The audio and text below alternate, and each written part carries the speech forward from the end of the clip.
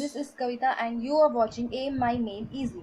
In this video, we will discuss about crystal structure. It is a very important chapter in material science, so watch this full video carefully. Crystal structure क्या है? जब भी कोई भी substance में हम atoms को, ions को या मॉलिक्यूल्स को किस तरह से अरेंज करते हैं, वो होता है crystal structure. Crystal structure is defined as the arrangement of atoms, ions, molecules of any substance. किसी भी सब्सटेंस में जो किस तरह से उसके एटम्स या आयंस या मॉलिक्यूल्स अरेंज किए गए हैं, किस पोजीशन में, किस तरह से, किस पैटर्न में अरेंज किए गए हैं, वो होता है स्ट्रक्चर. तो हम एक क्रिस्टल के स्ट्रक्चर को स्टडी करते हैं. तो एक क्रिस्टल स्ट्रक्चर वही है, arrangement of atoms, of ions और मॉलिक्यूल्स ऑफ एनी सब्सटेंस. और इस चैप्टर में हम मेनली बात करेंगे सॉलिड्स के बारे में. तो इसलिए यहाँ पे हम सिर्फ सॉलिड्स के बारे में ही पढ़ेंगे. तो इस चैप्टर में सॉलिड्स को क्लासीफाई किया गया है 3 कैटेगरीज में, जो कि है crystalline solids, polycrystalline solids and amorphous solids. Solids को 3 कैटेगरीज में क्लासीफाई किया गया है, जो है crystalline solids, polycrystalline solids and amorphous solids. Solids are classified in 3 categories, that are crystalline solids, polycrystalline solids and amorphous solids. सबसे पहले हम देखते हैं crystalline solids के बारे में. In this, constituent particles are arranged in a definite pattern throughout the entire pattern. यहाँ पे crystalline solids में क्या होता है, जो भी atoms, ions या molecules, तो वो जो एटम्स है या आयंस है या मॉलिक्यूल्स है, वो एक डेफिनाइट पैटर्न में अरेंज होके रहते हैं. एक पैटर्न को, एक डेफिनाइट पैटर्न को वो लोग फॉलो करते हैं. यहाँ पे जो भी अरेंजमेंट हुआ रहता है, वो एक डेफिनाइट पर्टिकुलर पैटर्न में होता है, और ये anisotropy होते हैं. Crystalline solids are anisotropy, that is, their physical properties such as electrical conductivity, refractive index, thermal expansion etc. are different in different directions. Anisotropic से हमारा मतलब है कि उसके जो भी फिजिकल प्रॉपर्टीज़ होते हैं, जो भी फिजिकल प्रॉपर्टीज़ जैसे electrical conductivity, refractive index, thermal expansion वगैरह वगैरह, जो भी चीज़ है, जो भी फिजिकल प्रॉपर्टीज़ है, वो हर अलग अलग डायरेक्शन में अलग प्रॉपर्टीज़ रहेंगे. कभी भी अलग अलग डायरेक्शन में सेम प्रॉपर्टीज़ इसकी नहीं होंगे. इसके प्रॉपर्टीज़ डिफरेंट डायरेक्शन में डिफरेंट होंगे, फिजिकल प्रॉपर्टीज़. इसको हम कहते हैं anisotropic. Crystalline solids are anisotropic. They don't lose their shape under their own weight. इनके खुद के वेट के वजह से इनका जो शेप है वो डीफॉर्म नहीं होता है, क्योंकि इसका भी रीज़न वही है कि इसमें जो एटम्स है, जो भी आयंस या मॉलिक्यूल्स, वो जो है एक डेफिनाइट पैटर्न को फॉलो करते हैं, एक डेफिनाइट पैटर्न में अरेंज होकर रहते हैं. इसलिए उनके खुद के वेट के वजह से उनका शेप डिफॉर्म नहीं होता है. They don't lose their shape under their own weight as because they follow a particular pattern. They have sharp melting point.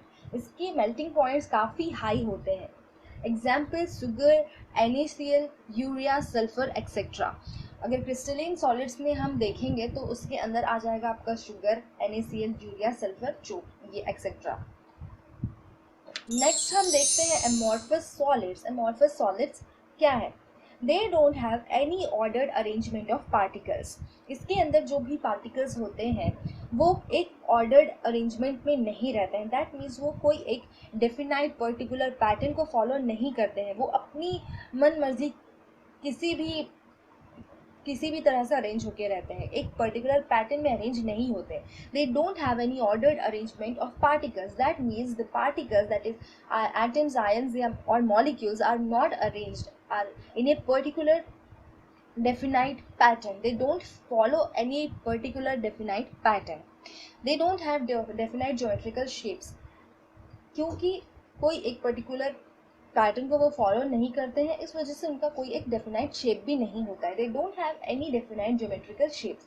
They lose their shapes under their own wait. और ये खुद के wait की वजह से डीफॉर्म हो जाते हैं, क्योंकि इसके जो भी एटम्स है वो एक पैटर्न में अरेंज होके नहीं रहते हैं. इस वजह से उनके खुद के वेट की वजह से उनका शेप जो है वो डिफॉर्म हो जाता है. They lose their shapes under their own weight as because they don't follow any ordered arrangement of particles. They don't have sharp melting points. इनके melting points high नहीं होते हैं. They also possess properties of incompressibility, rigidity, but only up to a certain extent. इनके अंदर भी rigidity, incompressibility properties होते हैं, but वो सिर्फ एक पॉइंट तक होते हैं, कुछ एक सर्टेन एक्सटेंट तक होते हैं. उसके बाद, उस पॉइंट के बाद इसके अंदर ऐसी प्रॉपर्टीज देखने को नहीं मिलेंगी. They also possess properties of incompressibility, rigidity, but only up to a certain extent. Amorphous solids are also called as pseudo-solids because they are regarded as supercool liquids whose stiffness is due to an exceptionally high viscosity. Viscosity means the state of being thick, sticky and semi-fluid in consistency due to internal friction. Cooling the fluid raises its viscosity. Amorphous solids को हम pseudo solids भी कहते हैं क्योंकि इसको एक super cool liquids माना गया है जिसके अंदर स्टिफनेस तो होता है. क्यों? वो स्टिफनेस उसके अंदर की विस्कोसिटी की वजह से आता है. और विस्कोसिटी क्या है? एक ऐसा स्टेट जहाँ पे जो भी लिक्विड है, वो जो भी फ्लूइड है, लिक्विड है, वो एक थिक स्टिकी फॉर्म में चेंज हो जाता है. एक तरह से हम कह सकते हैं ये सेमी फ्लूइड, मतलब आधा वो जमा हुआ रहेगा और आधा वो लिक्विड के फॉर्म में रहेगा. एक सेमी फ्लूइड कंसिस्टेंसी फॉर्म में रहेगा. तो इसको हम कहते हैं विस्कोसिटी, और ये होता है उसके अंदर के इंटरनल फ्रिक्शन की वजह से. और इसमें अगर हम कूलिंग रेट को बढ़ाते हैं तो विस्कोसिटी जो है वो भी रेज होता है. Cooling the fluid raises it's viscosity. अब ये जो अब तक आपने देखा है, तो इसके बेसिस में आप आराम से डिफ्रेंशिएट कर पाओगे क्रिस्टलाइन सॉलिड्स और एमॉर्फस सॉलिड्स के के बीच में. ये एक काफ़ी ज़्यादा इंपॉर्टेंट क्वेश्चन है, रिपीटेड क्वेश्चन है, ये हर बार पूछा जाता है. Differentiate between crystalline solids and amorphous solids. अब हम बात करते हैं पॉलीक्रिस्टलाइन सॉलिड्स के बारे में. Polycrystalline solids क्या है? These are solids having well organized structure which differ its neighbor and they are separated by well defined boundaries known as grain boundaries. The thermal and mechanical behavior depends on their microstructure. The strength of the polycrystals increases as the average size of the single crystal is reduced. Polycrystalline solids क्या है? इसको हम एक तरह से कह सकते हैं कॉम्बिनेशन.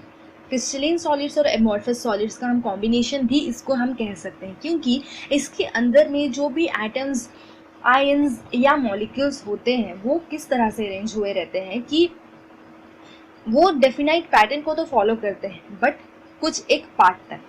एक पार्ट में वो डेफिनाइट पैटर्न फॉलो करते हैं, दूसरे पार्ट में दूसरा पैटर्न फॉलो करते हैं. तो इसमें जो अरेंजमेंट हुआ रहता है हर पार्ट में अलग अलग पैटर्न्स को फॉलो करके अरेंज किया रहता है. और जो भी इसमें पैटर्न्स को सेपरेट करते हैं, जो पैटर्न्स को सेपरेट कर रहा है बाउंड्रीज, उसको हम कहते हैं ग्रेन बाउंड्रीज. और इनकी जो थर्मल और मैकेनिकल बिहेवियर होते हैं, प्रॉपर्टीज होते हैं, वो डिपेंड करता है कि उसका स्ट्रक्चर क्या है, उसका माइक्रो स्ट्रक्चर क्या है, किस तरह से, किस प्रोसेस से वो फॉर्म किया गया है. The thermal and mechanical behaviour depends on their micro structure. The strength of the polycrystals increases as the average size of the single crystal is reduced. जैसे जैसे उसके अंदर का सिंगल क्रिस्टल, एक सिंगल क्रिस्टल का साइज को हम जैसे जैसे कम करते जाएंगे तो जो पॉलीक्रिस्टल्स है उसका स्ट्रेंथ जो है वो बढ़ते जाएगा. The strength of the polycrystals increases as the average size of the single crystal is reduced. इस पिक्चर में आप देख सकते हो कि ये क्रिस्टलिन सॉलिड है, ये पॉलीक्रिस्टलिन सॉलिड्स है और ये एमॉर्फस सॉलिड्स है. इसका एक डेफिनाइट ज्योमेट्रिकल शेप है. इसमें जो भी एटम्स है इसके अंदर वो एक पर्टिकुलर पैटर्न में अरेंज किया हुआ है. पॉलीक्रिस्टलिन में पर्टिकुलर पैटर्न तो है बट अलग अलग प्लेस में अलग अलग पैटर्न्स हैं. और यहाँ पे देखिए ये जो गैपिंग्स है जो डिफ्रेंशिएट कर रहा है दो पैटर्न्स के बीच में, उसको कहते हैं ग्रेन बाउंड्रीज. और एमॉर्फस सॉलिड्स, इसमें कोई भी एक पर्टिकुलर पैटर्न नहीं है तो इसकी वजह से इसका कोई डेफिनाइट शेप भी नहीं है. ये था क्रिस्टल स्ट्रक्चर का इंट्रोडक्शन पार्ट. उम्मीद है कि आपको ये वीडियो पसंद आई होगी, आपको अच्छे से समझ में आया होगा। मेरे चैनल को सब्सक्राइब करना ना भूलिए ताकि आपको ऐसी वीडियोस और भी मिलती रहे।